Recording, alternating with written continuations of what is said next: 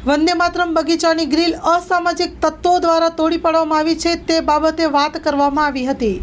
મારા પ્રમુખ તરીકેની ખાસ નમ્ર એક અપીલ કરું છું કે જે વંદે માતરમ જે બગીચો બનાવ્યો છે એ ત્યાંના સ્થાનિક રહેવાસીઓ રાત્રે રોજ ત્યાં બેસવા આવે છે।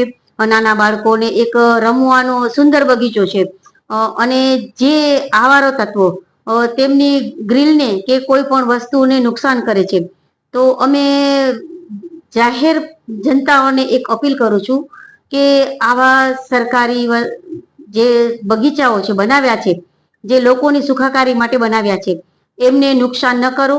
અને જો અમને કોઈ પણ પ્રકારની જાણ થશે કે આવા લોકો આમને નુકસાન કરે છે તો નગરપાલિકા દ્વારા અમે એમને કંઈ પણ દંડને પાત્ર કરાવશું। એના માટે અમે એક ખાસ પ્રયત્ન કરશું કે ગાર્ડનની જે શોભા છે એ શોભામાં અભિવૃદ્ધિ થાય અને એના માટે એક ચોકીદારની કે સીસીટીવી કેમેરા લગાવી અને એની અમે બધી તપાસ કરાવશું કે જે કોણ આ લોકો નુકસાન કરે છે એમને અમે કાયદેસરના પગલાં લેશું।